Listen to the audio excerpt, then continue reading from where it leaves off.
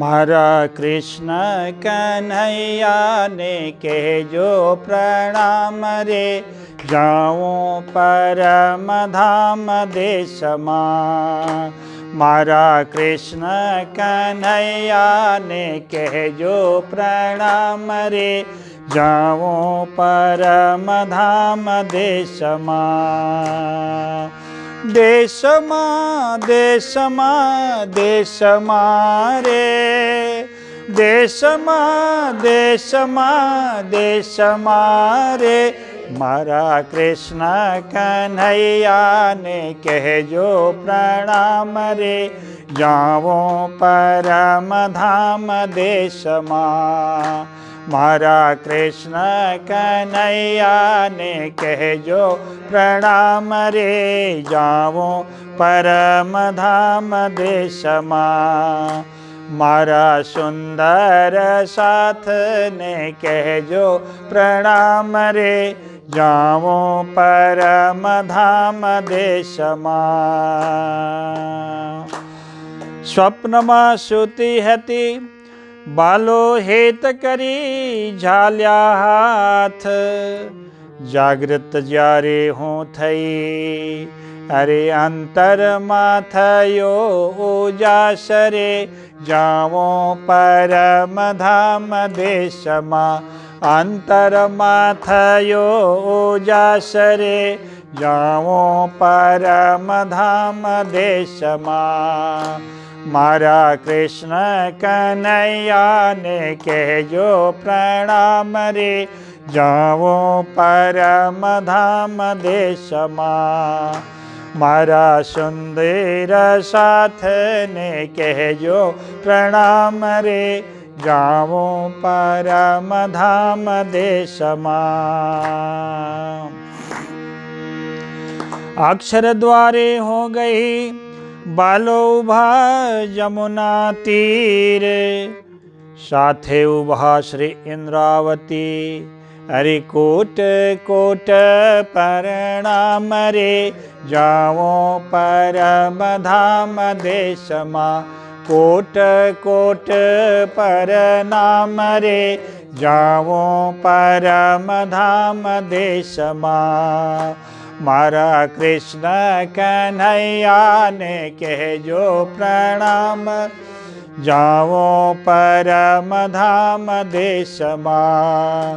મારા સુંદર સાથને કહેજો પ્રણામ રે, જાઉં પરમધામ દેશમાં.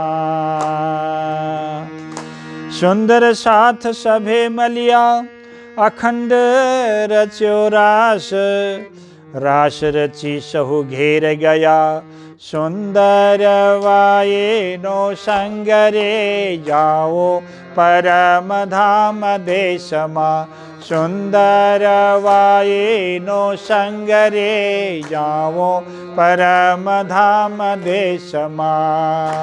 મારા સુંદર સાથને કહેજો પ્રણામ રે, જાઉં પરમધામ દેશમાં. મારા સુંદર સાથને કહેજો પ્રણામ રે, જાઉં પરમધામ દેશમાં.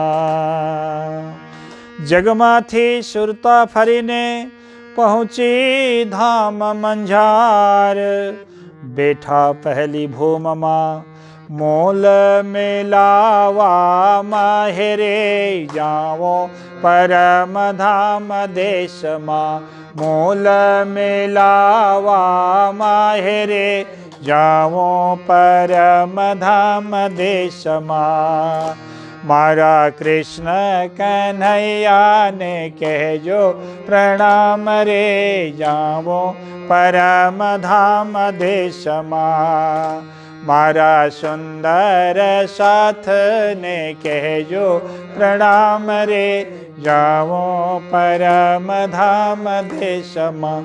દેશમાં દેશમાં દેશમાં રે, દેશમાં દેશમાં દેશમાં રે મારા સુંદર સાથને કહેજો પ્રણામ રે જાવો પરમધામ દેશમાં મારા કૃષ્ણ કન્હૈયાને કહેજો પ્રણામ રે જાવો પરમધામ દેશમાં જાવો પરમધામ દેશમાં.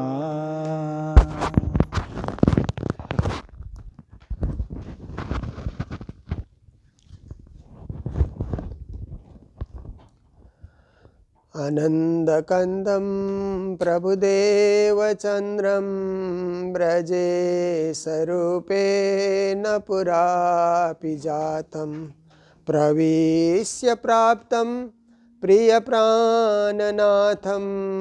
परेशपूर्णां सततं नमामि. ब्रह्मप्रिया जागरणाय जातः सर्वस्वपाता भवसिन्धुत्राता विज्ञानदाता निजधर्मदाता दिनैकबन्धो शरणं प्रपद्ये दिनैकबन्धो शरणं प्रपद्ये. मंगल कृष्ण प्रणाम है मंगल धर्म प्रकाश मंगल सुंदर साथ है मंगल धाम उजास मंगल सुंदर साथ है मंगल धाम उजास.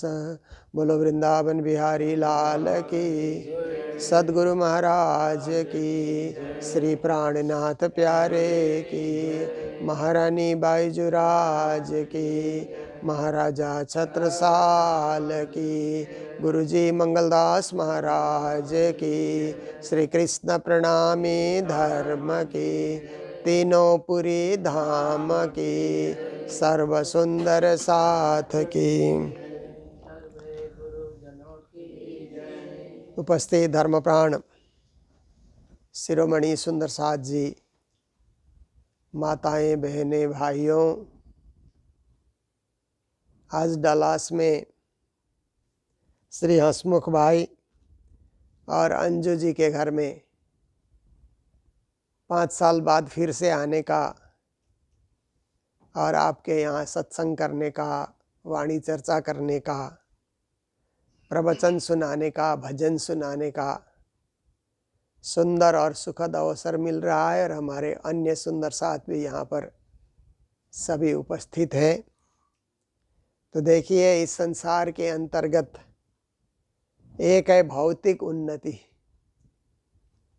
भौतिक उन्नति का अर्थ होता है कि हम संसार में अच्छा व्यापार करें, धंधा करें, कमाई करें, नौकरी करें और पैसा अच्छा इकट्ठा करें, अच्छे मकान में रहें, अच्छी गाड़ी में चढ़ें, अच्छे कपड़े पहने और हो सके तो अच्छे अच्छे धातु के अंगूठी इत्यादि, हार इत्यादि पहन करके घूमें.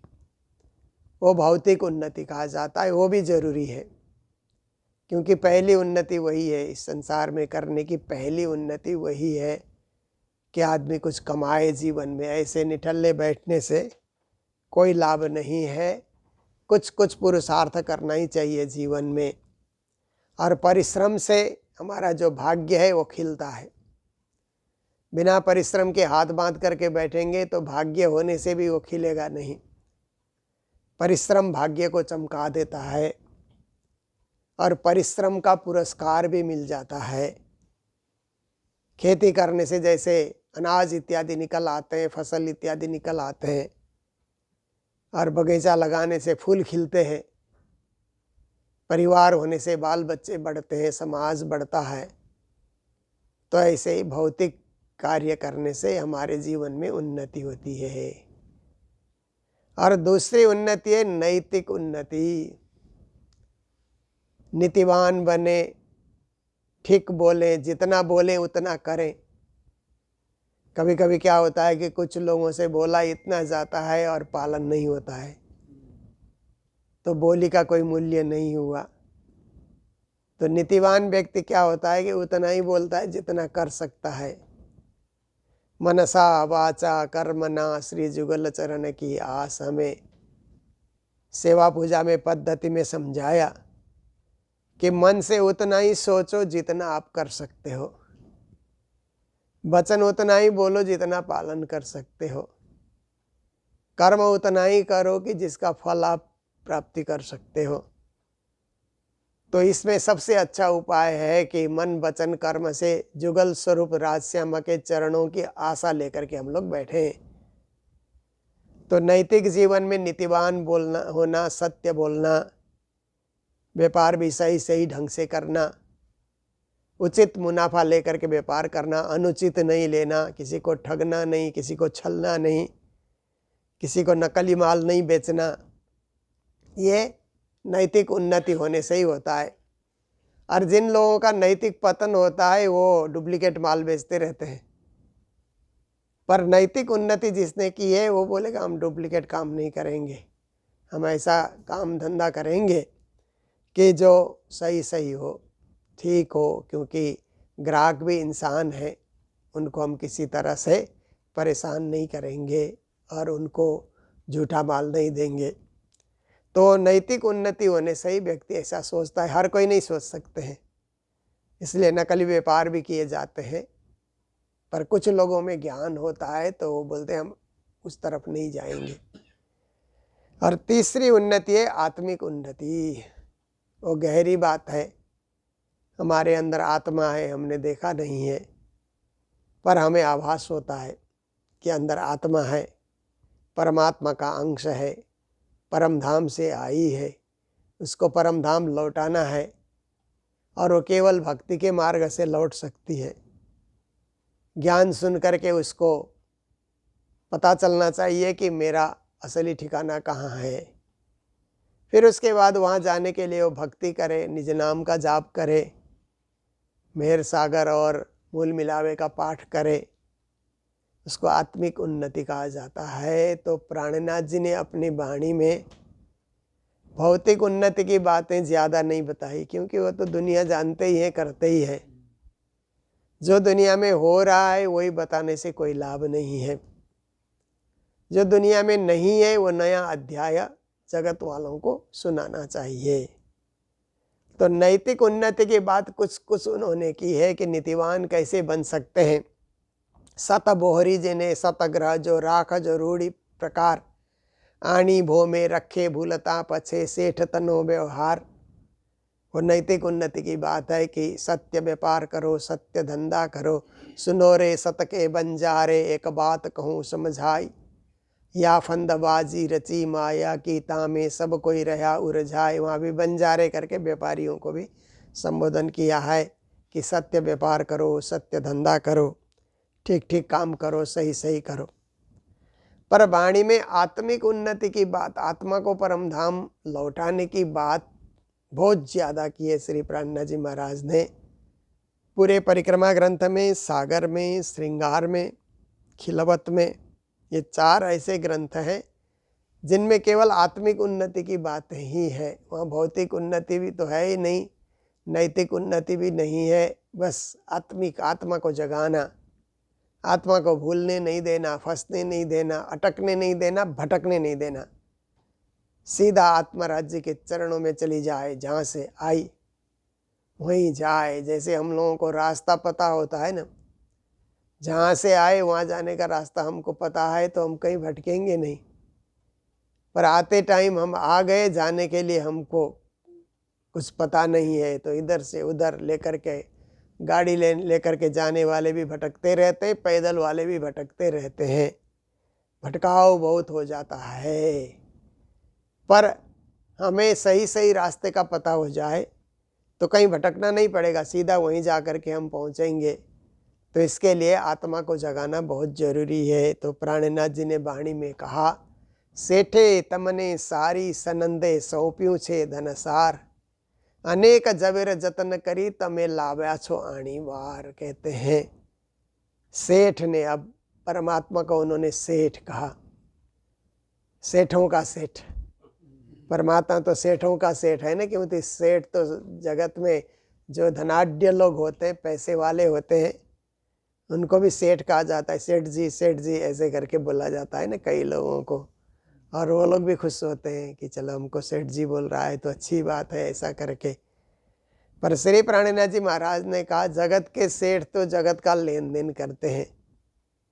एक सेठों का सेठ ऊपर बैठा हुआ है, पूर्ण ब्रह्म परमात्मा, सबके मालिक, सबके स्वामी, सर्वेश्वर, सर्वनियंता, सर्वसाक्षी, ऐसे परब्रह्म परमात्मा ऊपर बैठे हुए हैं। तो सेठे तमने सारी सनंदे, उस परमात्मा ने आपको सब प्रकार से सौंप्यूं छे धन सार, सार का भी सार धन आपको सौंप दिया है। तारतम महामंत्र सबका सार, सारे शास्त्रों का सार, सारी तारतम वाणी का सार तारतम मंत्र है। तारतम मंत्र के इर्द गिर्द ही तारतम वाणी घूमती हुई नजर आती है। तो सारना सारसों बंद बांध जो राख जो रूढ़ी प्रकार। और एक जगह उन्होंने कहा कि सार के सार को पकड़ो, सबका सार पकड़ो और उसको अच्छी तरह से ग्रहण करके उसको रखो। तो कहते हैं ऐसे पूर्ण ब्रह्म परमात्मा ने आपको सार रूपी धन सौंपा है। अनेक जबेर जतन करी तमे लाव्या सो आनी बार। फिर हमारे लिए कहते हैं कि आपने भी अनेक जवारात इकट्ठा कर आप भी ले करके आए हैं। तो जवारात क्या है कि जन्म जन्मांतर में कुछ पुण्य किया है, वो पुण्य का फल हम लेकर के आए हैं, वही जवारात है। जैसे कभी हम गाय बने होंगे तो दूध दे करके पुण्य का कार्य किया, फल बने और वृक्ष बने होंगे तो फल दिया होगा, फूल दिया होगा। मृग की कस्तूरी को भी कहा जाता है, मोर के पंख को भी माना जाता है, दूसरों के काम आए, पूजा में काम आए। ऐसी ऐसी चीज़ें हम लोगों ने पूर्व जन्म में दिया होगा। तो उसका फल है कि आज हम मनुष्य हैं, मनुष्य मात्र नहीं, हम सुंदर साथ हैं। इसलिए कहते हैं कि जन्म जन्मांतर से आप भी अनेक जवारात बटोर करके लेकर के आए हैं। और सबसे बड़ा जवारात तो क्या है कि आप देखिए हमारे जो श्वास चल रहे हैं ना, श्वास प्रश्वास हम लोग ले रहे हैं ना, ये सबसे बड़ा जवारात इसको माना जाता है कि कीमती श्वास हम ले रहे हैं। कहते हैं एक स्वस्थ आदमी 21,600 बार श्वास लेता है 24 घंटे में।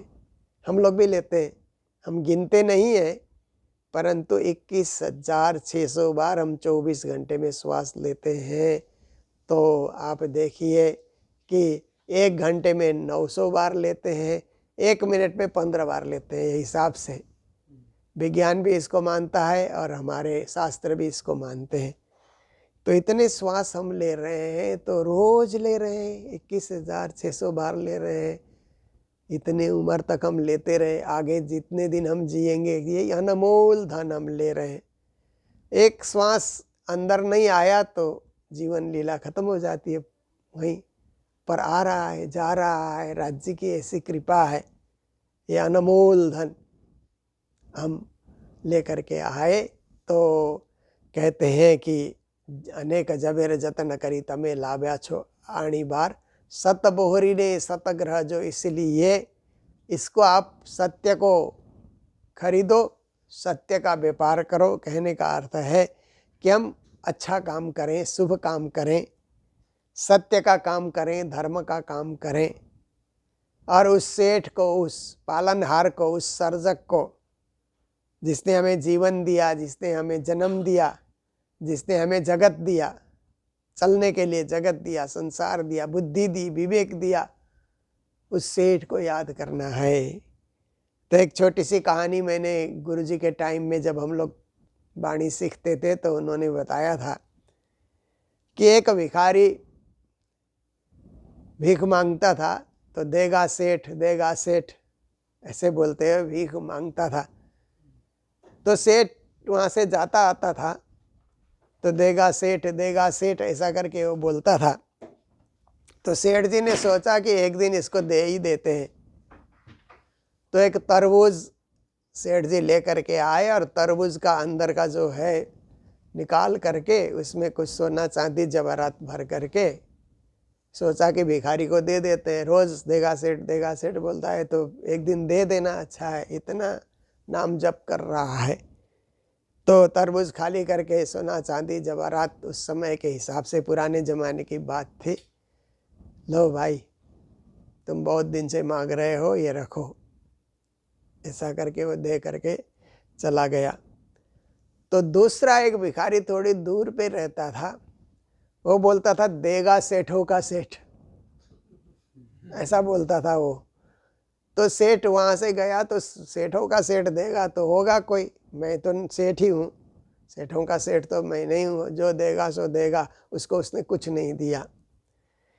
तो पहले वाले भिखारी ने क्या किया कि जब सेठ चला गया थोड़ी देर में देखा अरे ये तो तरबूज है, इससे थोड़ी देर तो प्यास बुझेगी, क्या होगा इससे, भूख भी नहीं मिटेगी। तो दूसरा सेठों का सेठ जो बोलने वाला था उसको बोला कि तेरे पास कितना पैसा चढ़ा है? बूढ़ा रुपया 2 रुपया चढ़ा है, वो मुझे दे दे, मैं रोटी लेके खाऊंगा, तू ये खा ले। तो उसने उसको दे दिया और 2-4 रुपया उससे लेके दुकान में जाके रोटी खरीद करके खा लिया, पेट भर लिया।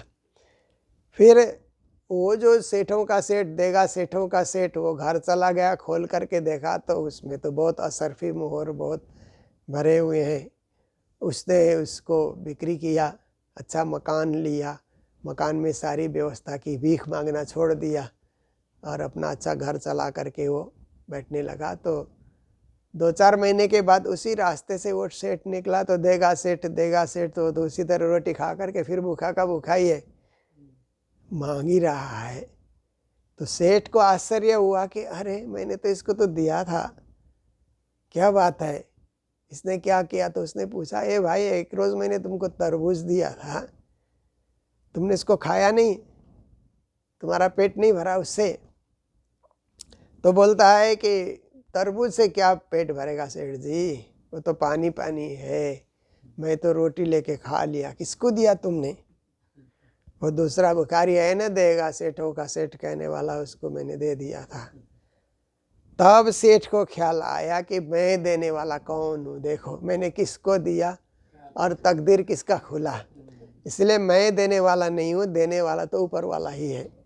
सेठों का सेठ देखो, इसने मुझे याद किया, इसका हाथ खाली गया, और उसने सेठों का सेठ, हमारे भी मालिक, सबके स्वामी ऊपर वाले को उसने याद किया। तो देखो उस पर वाले ने उसका तकदीर कैसे खोल दिया कि वो तो अच्छा मकान लेकर के बैठा है, अब भीख भी नहीं मांग रहा है, अच्छा अपना गुजर बसर कर रहा है। तो सेठों को भी विश्वास हो गया कि मेरे ऊपर भी कोई है, हम ही कुछ नहीं है, देने वाला कोई और है, पुछ पुछ देता है बैन। लोग भ्रम मुझ पे करे ताथे नीचे नैन। एक संत के विषय में कहा जाता है ना कि सिर झुका करके दान देते रहते थे एक संत।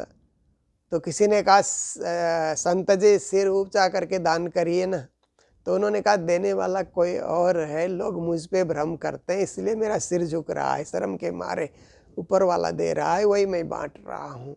तो देखिए परमात्मा में अटल विश्वास रखना, परमात्मा ही सब कुछ देने वाले हैं, ऐसा विश्वास रखना, यही सबसे बड़ी बात होती है कि हम संसार में लोगों के भरोसे हो जाते हैं ना, लोग हमारे बहुत हैं ऐसा हम सोचते हैं, पर लोग होने से भी सबके जो स्वामी हैं उनको हमने याद नहीं किया, सर्वेश्वर को याद नहीं किया, साक्षात श्री राज सामा को याद हमने नहीं किया। लोगों के भरोसे होने से कोई कुछ कर देगा ऐसी बात नहीं है, करने वाले परमात्मा होते हैं, सबको सद्बुद्धि देते हैं।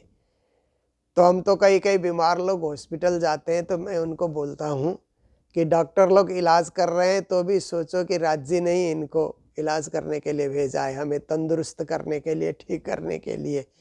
तो उस समय राज्य को ही याद करते रहना, अगर डॉक्टर ऑपरेशन भी कर रहा है तो भी राज्य को याद करना कि उन्होंने ही इसको भेजा हुआ है। डॉक्टर लोग तो माध्यम है, पर करने कराने वाले तो पूर्ण ब्रह्म परमात्मा है। तो ऐसा सोच करके जीवन परमात्मा को सौंप करके अब सौंप दिया इस जीवन को, सब भार तुम्हारे हाथों में, जीत तुम्हारे हाथों में और हार तुम्हारे हाथों में। बहुत सुंदर भजन है कि मैंने अपने जीवन हे परमात्मा आपको सौंप दिया है। जीत जाएं तो भी आपकी जीत है, हार जाएं तो भी आपकी हार है, परंतु हम तो आपको सौंप करके, आपके बन करके मैं तेरी हो गई रे। और एक भजन में कहा जाता है ना, ऐसे ही चौपाई हमारे वाणी में आती है, तुम दुल्हा मैं दुल्हन और न जानो बात, इस कसों सेवा करूं सब अंगों साक्षात। हम धामधनी से कहते हैं, शाम सवेरे पूजा में बैठ कर के हम लोग जब स्तुति करते हैं, आरती के बाद, जब प्रातःकालीन आरती के बाद जब हम स्वरूप का पाठ करते हैं, तो निषेदिन ग्रह्यो प्रेम सो श्री युगल स्वरूप के चरण निर्मल होना याई सो और धाम वर्णन, ये हम पाठ करते जाते हैं। तो आगे जाकर के चौपाई आती है, तुम दुल्हा मैं दुल्हन। हे परमात्मा, आप हमारी आत्मा के दुल्हा हैं, आत्मा के पति, प्राणों के पति, प्राणनाथ, और हम आपकी दुल्हन हैं। तो देखिए, जो हमारी महिला सुंदर साथ है ना, बहनें हैं, उनको ये कहना आसान हो जाता है, पर पुरुष लोग अपने आप को दुल्हन कहने के लिए, हम तो पुरुष रूप में हैं, हम दुल्हन अपने आप को कैसे माने। पर हमारी आत्मा जो है ना, वो स्त्री है। आत्मा का स्वरूप स्त्री का होता है। भले ही हमारा शरीर का ढांचा संसार के लिए राज्य ने पुरुष का बना करके भेजा हो, फिर भी हमारी आत्मा का जो स्वरूप होता है वो स्त्री की तरह समर्पण होने वाली आत्मा होती है। इसलिए पुरुष भी अपने आप को क्या समझे कि हमारी आत्मा तो राज्य की अंगना है, ऐसा भाव लेकर के सोचें। क्योंकि मूल मिला में जब हम लोग जागेंगे न, तो अंगना भाव से ही जाग सकते हैं, स्त्री भाव से, पुरुष भाव से वहाँ जाग नहीं सकते। पुरुष भाव का वहाँ प्रवेश नहीं है। पुरुष भाव रहे वाई ठाई, सखी भाव अंदर को जाई। हमारे परमहंसों ने कहा, पुरुष भाव से तो आप कहीं जा कर के रुक जाओगे, सखी भाव आते ही आप अंदर चले जाओगे ना। जैसे किसी के घर में जाते हुए भी पुरुष भाव लेकर के जाते हैं, तो जहाँ सिटिंग रूम है वहाँ जा कर के पुरुष लोग तो रुक जाते हैं, पर स्त्री जाती है तो अंदर किचन में भी चली जाती है ना, उसको कोई रोक टोक नहीं है, उसके लिए खुला है, क्योंकि सखी भाव है वहाँ पर। सखी भाव में आप अंदर क्यों जा रही हैं, ऐसा कोई बोल नहीं सकता है। सखी है, स्त्री है, वो जा सकती है, कर सकती है। पर पुरुष भाव में एक अहंकार होता है कि हम पुरुष हैं, हम यहीं रुक जाएंगे, ऐसा होता है। पर सखी भाव में इतना अहंकार नहीं होता है, अहंकार झुका हुआ होता है। इसलिए सेवा भाव सखी भाव में ज़्यादा प्रकट होता है। पुरुष भाव में भी सेवा तो की जाती है, परंतु जिस प्रकार से समर्पित होकर के सेवा की जाती है वो सखी भाव में ही होता है। आप देखिए, माताएं रसोई बनाती है तो लोग मांगते रहेंगे तो अपने लिए बचाती नहीं है, बांटती रहेगी। समर्पण भाव उसको कहा जाता है ना, कि कोई खुशी से खा रहे हैं तो डालती जाएगी कि मेरे लिए भी कुछ बचा के रखना चाहिए, ऐसे नहीं सोचते। अगर पुरुष बांट रहा है तो बोल देगा, अरे कम खाओ भाई, हमारे लिए भी बचाओ, क्योंकि वहाँ समर्पण भाव नहीं होता है। इसलिए समर्पण भाव के लिए सखी शब्द का प्रयोग किया है ना। जैसे ब्रज की सखियाँ हैं, कृष्ण को माखन दे रही है तो कृष्ण लूट लूट करके माखन ग्वालों को खिला रहे हैं, बंदरों को खिला रहे हैं। गोपी को कोई परवाह नहीं है कि हमारे लिए भी माखन बचना चाहिए या हमारे लिए भी दही बचना चाहिए, ऐसे नहीं है। खूब कृष्ण बांटे, कृष्ण हाथ लगाएं, सबको खिलाएं, उसी में संतुष्टि होती है। उसी को गोपी भाव कहा जाता है, सखी भाव कहा जाता है। और हमारा श्री कृष्ण प्रणामी धर्म जो है, ये धर्म सखी भाव का ही धर्म है, गोपी भाव का धर्म। क्योंकि हमारा धर्म में वाणी शुरू होती है रास से। रास में पूरी गोपी भाव की भक्ति है कि कैसे हृदय को सखी बना करके प्रेम सेवा बाले प्रकट की दी ब्रजतनी आवार वचन विचारी जो जो ये कहीं नरसैया तना निराधार। कहते हैं प्रेम और सेवा कैसे हम अपने जीवन में प्रकट कर सकते हैं, ये सखी भाव से ही संभव है। तो कहते हैं कि सत बोहरी ने सतग्रह जो राख जो रूढ़ी प्रकार, हम सत्य का ही व्यवहार करें, सत्य का ही धंधा करें, सत्य ही सोचें। और अच्छी तरह से सत्य धर्म को अपने जीवन में छुपा करके रखें। तो कहते हैं कि ऐसे सत्य को अंदर छुपा करके रखेंगे। आणी भो में रखे भूलता, फिर अगली पंक्ति में कहते हैं इस धरती में आकर के और चीज भूल जाओ तो चिंता वाली बात नहीं है। कभी कभी रिश्तेदार का नाम भी हम भूल जाते हैं ना, जब सामने आता है तो लगता है ये कौन आया, कहीं देखा है, कौन है ऐसा लगता है ना। तो भूलने के लिए हम पछताते हैं, ओ हम तो आपका नाम ही भूल गए, ऐसा करके हम पछताते हैं। पर किसी रिश्तेदार का नाम भूल गए, कभी किसी को हमने थोड़ा लोन दिया है और हम भूल गए, तो भी कोई बड़ी बात नहीं है, उसमें भी बहुत चिंता करने वाली बात नहीं है। पर राज्य को भूल गए, राज्य का नाम भूल गए, 24 घंटा बीता, एक बार भी राज्य का नाम नहीं आया, राज्य को ही हम भूल गए, तो ये बड़ी विपत्ति वाली बात होती है। इसलिए श्री प्राणनाथ जी महाराज कहते हैं आणी भो में रखे भूलता, इस धरती में आप आए हुए हो ना, ये भुलवनी बाजार है, यहाँ माया के ऐसे ऐसे फंदे हैं कि आप भूल सकते हो, भूलने की संभावना ज़्यादा रहेगी। इसीलिए रखे भूलता, नहीं भूलना, याद करते रहना, सुबह उठते ही उनको याद कर लेना, नहाने के बाद भी उनको याद कर लेना, फिर पूजा पाठ में बैठ जाना, जप ध्यान इत्यादि करना, पचे सेठ तनो व्यवहार कहते हैं। फिर अंत में जब शरीर छूट जाएगा तो राज्य के साथ ही तो आमने सामने होना पड़ेगा। तो राज्य पूछेंगे कितने बार मुझे याद किया, तो सिर झुक जाएगा हम लोगों का, हम तो याद ही भूल गए आपको, आपको ही भूल गए, मुझे ही भूल गया। जिसने तुम्हें जगत में भेजा, जिसने तुम्हें जगत का नज़ारा दिखाया, सब कुछ परिवार दिया, घर दिया, सब कुछ दिया, बस मुझे ही भूल गया और सब कुछ याद करता रहा तू। तो ऐसे श्री राज्य महाराज जब कहेंगे तो उनके सामने सिर नहीं झुकना चाहिए, उनके सामने आँख में आँख मिला करके, हृदय से हृदय मिला करके हम बात कर सकें। इसके लिए है कि आज हमने याद किया है तो हम कहेंगे हे धनी, हे परमात्मा, हम तो शाम सुबह ही आपको याद करते रहे, दिन भर काम करें तो भी 2 बार तो आपको हमने याद किया ही किया है, आपके निज नाम का जाप भी हमने किया है। तो उस समय हमारा सिर खड़ा होगा और राज्य भी कहेंगे शाबाश, तुमने खेल में जा कर के भी हमें याद किया, हमको नहीं भूले। तो कहते हैं इतहीं बैठे घर जागे धाम, पूर्ण मनोरथ हुए सब काम, धनी श्री मामत हंस ताली दे, साथ उठा हंसता सुखले। यहीं बैठे बैठे, यहीं कमाई करते हुए, यहीं गुजर बसर करते हुए, यहीं की जिंदगी जीते हुए राज्य को हमने थोड़ा भी याद किया है, तो यहाँ बैठे बैठे परम धाम रूपी घर में हम लोग जागेंगे। पूर्ण मनोरथ हुए सब काम, संसार की इच्छा अपने आप पूरी हो जाएगी। इच्छा तो कभी पूरी नहीं होती है, पर राज्य के तरफ झुकाव होगा तो अपने आप इच्छा पूरी हो जाती है, फिर इच्छा ही नहीं रहेगी। दुनिया की इच्छा कम हो जाती है राज्य के तरफ ज़्यादा झुकाव होने से। तो पूर्ण मनोरथ हुए सब काम, संसार की सारी कामनाएं, सारी इच्छाएं हमारी पूरी हो जाएंगी।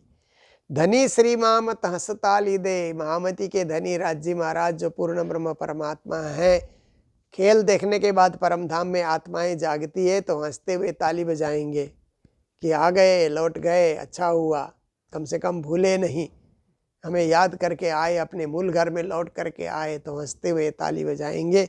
साथ उठा हंसता सुखले, और सुंदर साध्वे खेल देखने का सुख लेकर के, नई चीज़ हम देख करके आए ऐसा सोचते हुए हंसते हुए उस दिव्य परम धाम में सुंदर साथ भी उठ करके खड़े हो जाते हैं। इसी को जागनी कहा जाता है प्राणनाथ जी के शब्द में। तो हम सबको जागना है, संसार में भी जागते रहना है, और अंत तो गत्वा परम धाम में भी राजश्यामा के चरणों में हमें जागना है। तो हम लोग भी जागने का संदेश ले करके कहीं सुंदर साथ भूल में न पड़ जाएं, भ्रम में न पड़ जाएं। हम लोग आने से ऐसे ही परम धाम की याद शुरू हो जाती है ना, राज्य की याद शुरू हो जाती है। क्योंकि जैसे पुलिस वाले आते हैं तो सरकार की याद होती है ना, ऐसे ही कंपनी के लोग आते हैं तो एजेंट आते हैं तो कंपनी की याद आती है। ऐसे ही संत गुरुजन आते हैं तो श्री राज्य की याद आती है। आज आप सबके बीच आने का मौका मिला, प्रवचन करने का मौका मिला, तो इन्हीं शब्दों के साथ सभी को प्रणाम करते हुए प्रसंग को विराम दे रहे हैं। बोलो सतगुरु महाराज की जय, श्री प्राणनाथ प्यारे की जय। सब मिल करके पिया तुम हो तैसी बोलेंगे। पिया तुम हो ऐसी कीजियो, मैं भज करूं मेरे पियो जी।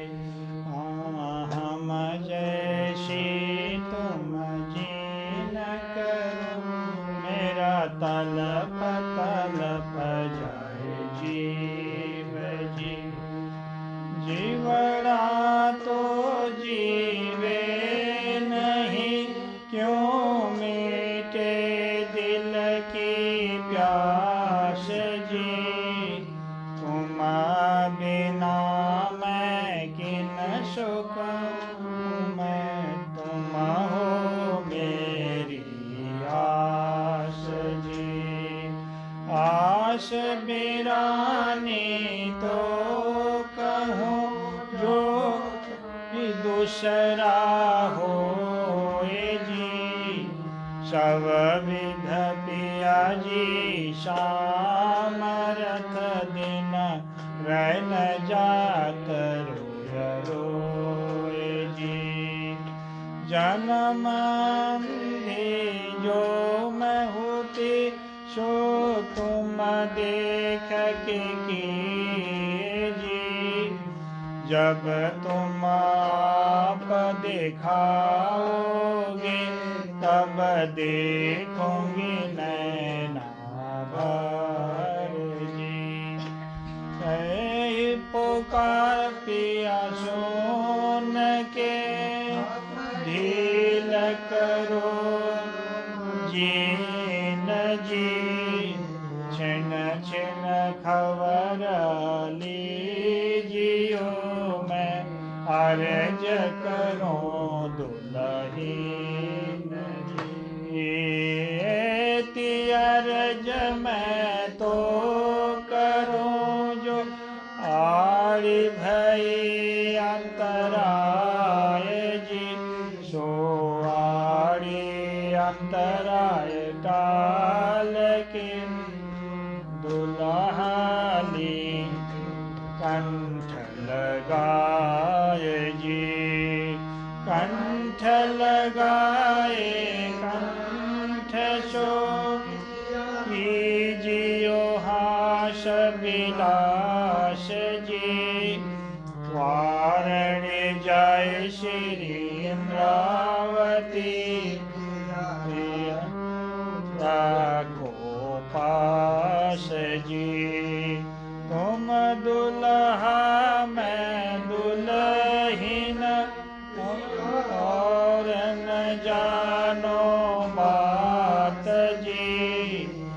इस कसो सेवा करो कि, सब अंगो साक्षात जी। सदा सुख दाता धाम धनी, मैं कहाँ कहूँ इन बात जी। श्री महामति जुगल स्वरूप पर्व, अंगना बलि बलि जात जी। श्री महामति जुगल किशोर पर्व, अंगना बलि बलि जात जी। अंगना बलि बलि जात जी। बोलो श्री प्राणनाथ प्यारे।